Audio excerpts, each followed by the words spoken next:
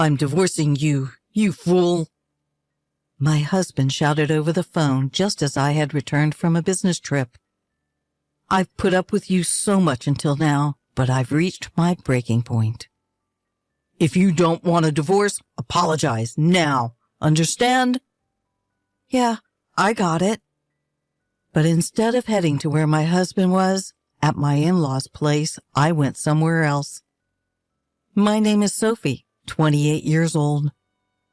I married my husband David, who was 2 years my senior, 3 years ago. To put it bluntly, my husband is the son of my company's future CEO. I originally worked for a different company, but after marrying David, I changed jobs. Since then, I've been working hard as an employee at my husband's company, preparing to become the next CEO's wife. He hesitated about me working at the same company, but there was no arguing with an order from the current CEO, his father. My work is demanding, and long business trips are the norm. We've been waiting to have a child, but the environment is just not relaxed enough to allow for a leisurely pregnancy. Lately, the relationship with my husband has been less than stellar. In fact, it's been deteriorating. We're both too busy, and we often end up arguing over trivial matters. Just the other day, my husband yelled at me as I was about to leave for work. Hey, Sophie, why didn't you wake me up at the time I told you? I did wake you up several times, David. You yelled at me not to disturb you and that you'd wake up on your own, so I just went and prepared breakfast. What? I never said anything like that. Stop lying. I'm not lying. I tried to wake you up at least 20 times, and your alarm was blaring the whole time. You can't imagine what's going to happen if I'm late today. I'll get chewed out by my dad again. Why do I have to be the one who gets yelled at when it's his fault for not waking up? I initially tolerated my husband's irrational scolding, but I finally began to push back. Because of this, we had a huge fight recently where he declared, I want a divorce. Since our in-laws intervened, we were saved from such a major incident. Nevertheless, I was increasingly getting fed up with him throwing around the word divorce at every little issue. One day, while I was preparing for a business trip, my husband approached me with a sullen expression. Hey, Sophie, you're off on another trip, huh? Seemingly dissatisfied with my frequent business trips, my husband always derides them as trips. I responded, exasperated. It's not a trip. It's a business trip. Why do you keep making me repeat the same thing? Must be nice always going on trips and neglecting the housework. You're probably just going sightseeing after pushing all the house chores on me, right? Listen, that's enough. This is for your company, you know. Why can't you just accept that it's a business trip? I can't imagine how it's like to be a rookie like you going on a business trip, being so useful. It's pretty much just like a trip. What the hell is wrong with you? Can't you tell the difference between a trip and a business trip? Well, it's the truth, isn't it? You say I'm dumping the house chores on you, but you've never done anything around the house when I'm away on a business trip. When I'm not around, my husband only ever orders takeout, leaves the laundry piled up, and doesn't even take out the garbage. Despite doing nothing, his attitude gives me so much stress. Even the divorce drama last time was all because of his personality. Even though we both work and spend the same amount of time on our jobs, all the housework is left to me. On top of that, he acts all superior and domineering, which I couldn't stand. Trying to discuss it with him is pointless, as he never admits to any fault on his part.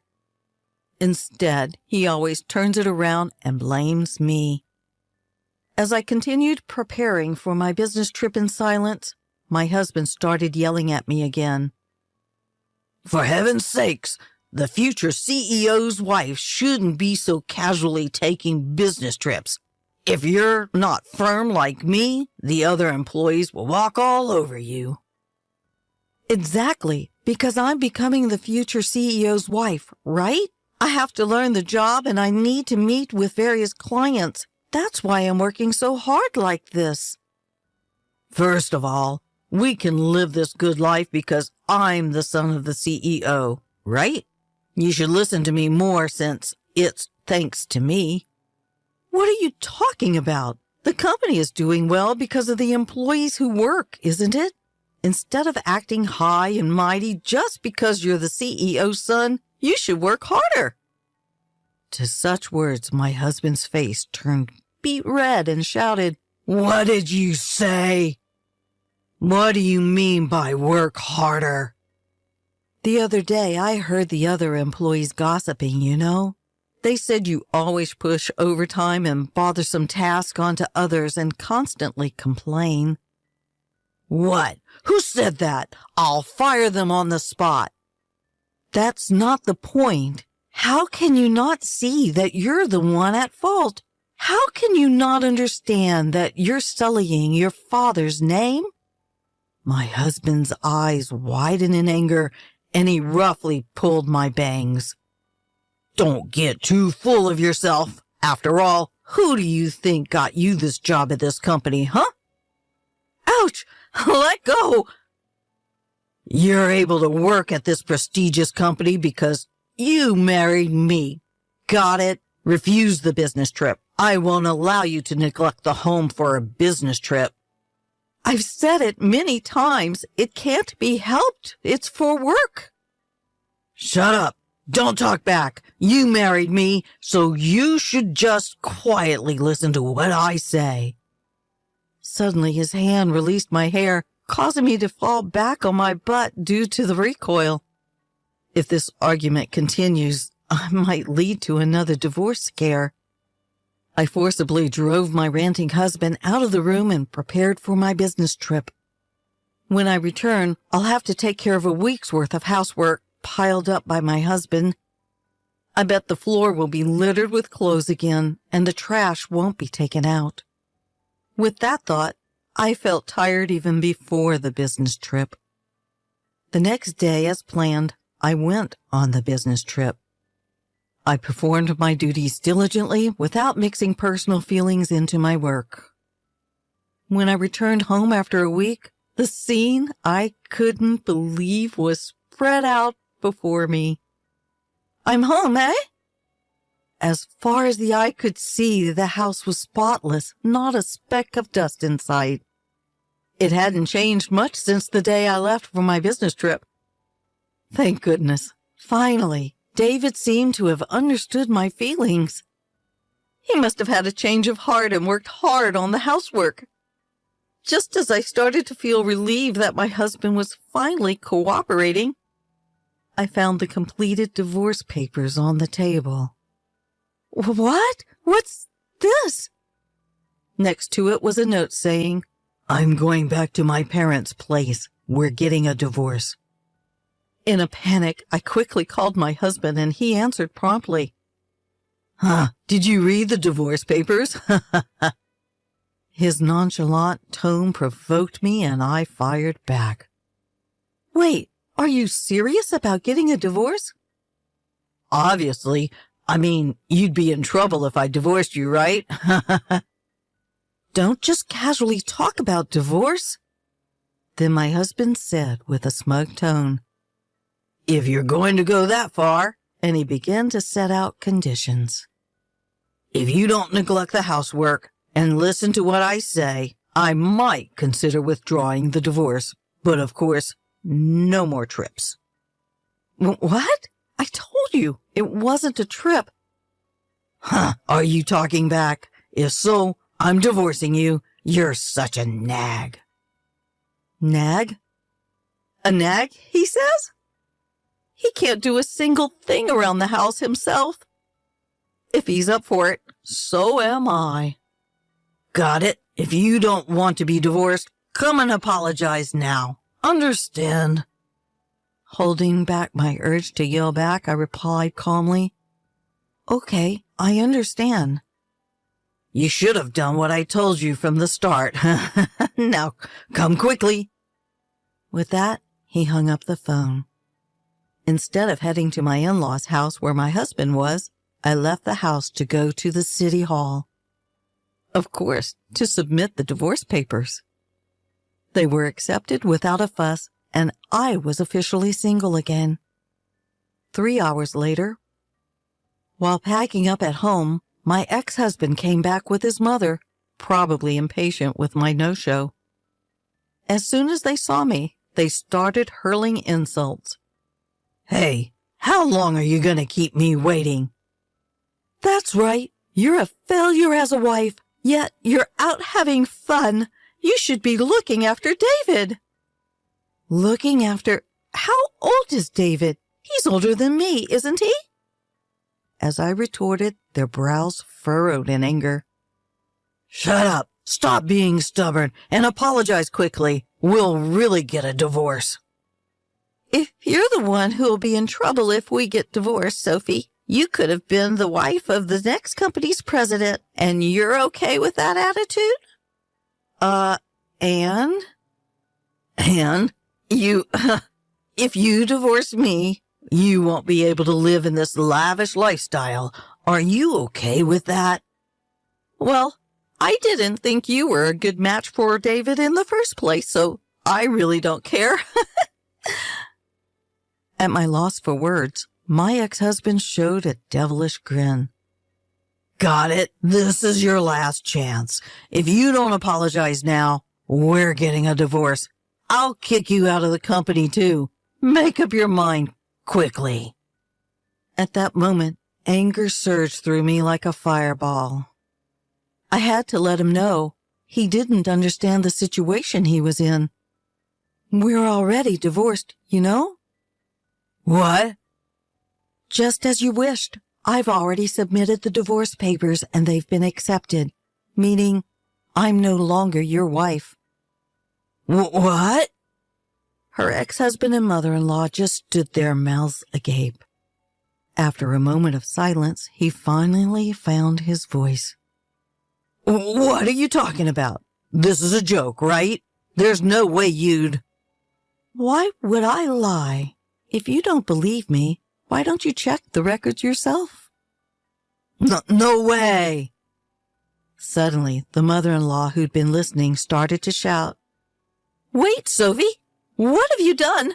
You've put divorce on David's record? Our future CEO? It was your son who handed me the divorce papers first. All I did was submitted them. Stop making excuses. Cancel the divorce immediately. Do you understand? I'm sorry, but once the divorce papers have been accepted, they can't be canceled. Besides, I have no intention of canceling. What? The mother-in-law was at a loss for words, and the ex-husband just hung his head. Ignoring those two, I spat. I've had enough of being ridiculed every time I go on a business trip, having to balance work and housework every day.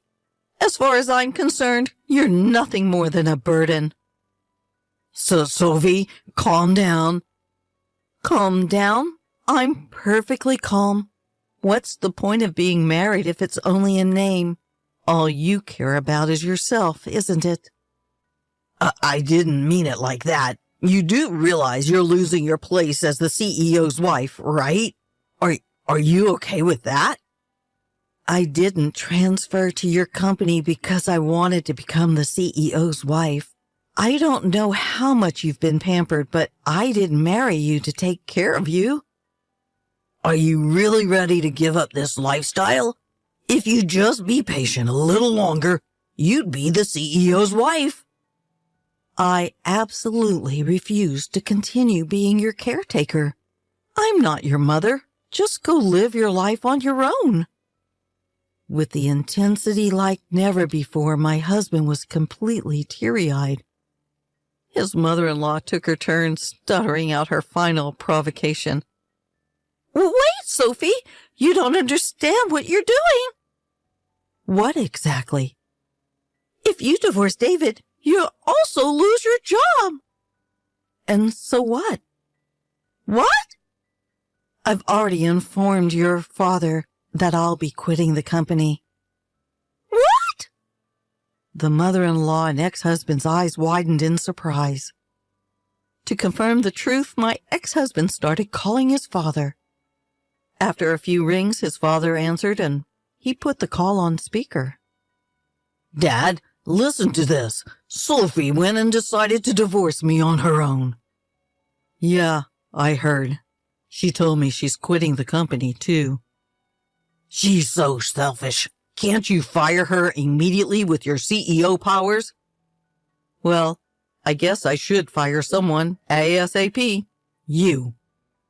Yeah, that's right. Wait, what? In place of the dumbstruck ex-husband, his mother-in-law confronted her husband. What do you mean by that? There's nothing to explain. David's a nuisance who contributes nothing to the company. I'm disappointed in your work ethic. Wait, what? How can you suddenly say that about our son? Keep quiet. The father-in-law strongly rebuked his wife. David, your work performance is poor. You use the company's supplies without permission. You casually make advances to female employees. You complain about the company cafeteria. You're just no good. Do you think I don't know that you're being called incompetent by your subordinates? No, that's not true. It can't be. I can't cover for you any longer, even if you are my son. You understand this, right? Being the boss's son doesn't make the company a sweet ride. But that doesn't mean you have to fire me. The only thing I can commend you for is marrying a capable wife. Sophie will continue to work for the company, but you're fired, David. At his father's words, my ex-husband's eyes widened in shock. Unfazed by his reaction, the father-in-law continued. Unlike you, Sophie is meticulous in her work and brings in a lot of contracts. She's highly regarded by our clients. There are many companies that have contracted with us because of her. Sophie? But she was just assigned to business trips because she's new. Don't be ridiculous. We trusted Sophie, so we sent her on more business trips. You were making fun of her, calling it vacation or something, weren't you? No, I didn't. Let me tell you, there's no home for you to return to until you become independent. Never come back to this house. Got it? No way. And so my ex-husband was disowned by his father-in-law, lost his job, and couldn't even return to his parents' home. When his mother tried to protect her son, his father told his wife, "It's because you spoil him," and was also given a divorce notice. The two of them used up their savings to start living in an apartment, but they have been unable to find work, and their unemployment continues. I still get messages from my ex-husband. Sophie, I was wrong. I won't make fun of you anymore. I promise to take care of myself, so please come back. I can't take it anymore. Help me. He was so persistent that I finally blocked his number. I shouldn't have to deal with that mama's boy anymore. On the other hand, I'm still working hard under my father-in-law, who is the CEO. Now I have my own subordinates, and I'm spending fulfilling days. It's really good that my father-in-law is an understanding manager. From now on, I want to strive towards my goals without being trapped in meaningless family relationships.